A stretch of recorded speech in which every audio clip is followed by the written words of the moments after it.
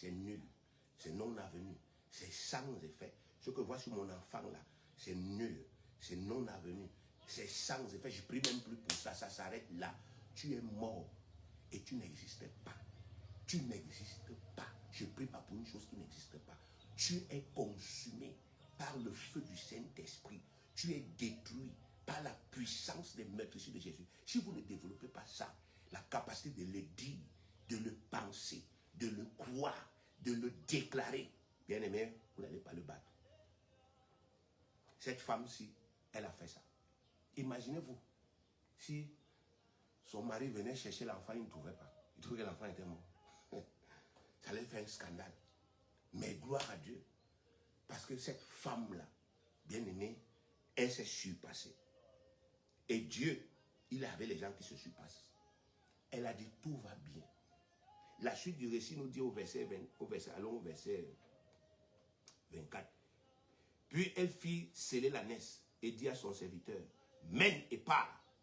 Ne m'arrête pas en route sans que je te le dise. Elle partit donc et se rendit vers l'homme de Dieu sur la montagne du Carmel. L'homme de Dieu, l'ayant aperçu de loin, dit à Géasi, son serviteur, voici cette Shunamite. Maintenant cours donc à sa rencontre et dis-lui, te portes-tu bien? Ton mari et ton enfant se portent-ils bien? Elle répondit, bien. Incroyable. Elle dit, je me porte bien. Mon enfant se porte bien. Moi, je ne regarde pas ça. Ça, là, c'est l'œuvre du diable. C'est une tentative de Satan de me voler une bénédiction de Dieu. Ça ne marche. Il ne peut pas me voler. Qu'il fasse ce qu'il veut.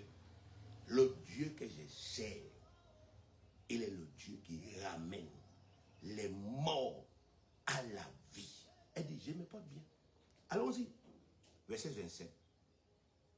Et dès qu'elle fut arrivée auprès de l'homme de Dieu, sur la montagne, elle embrassa ses pieds. Géasi s'approcha pour la repousser, mais l'homme de Dieu dit, laisse-la, car son âme est dans l'amertume, et l'Éternel me l'a cachée, et ne m'a point fait connaître. Alors, elle dit, ai-je demandé un fils à mon Seigneur? N'est-ce pas dit, ne me trompe pas? Et il dit à Géasi, saint terrain, prends mon bâton dans ta main, et pars. Si tu rencontres quelqu'un, ne le salue pas. Et si quelqu'un te salue, ne lui réponds pas. Tu mettras mon bâton sur le visage de l'enfant. La mère de l'enfant dit, l'Éternel est vivant, et ton âme est vivante. Je ne te quitterai point. Et il se leva et l'a suivi. Géasi les avait dévancés, et il avait mis le bâton sur le visage de l'enfant. Mais il n'y eut ni voix, ni signe d'attention. Continuons la lecture.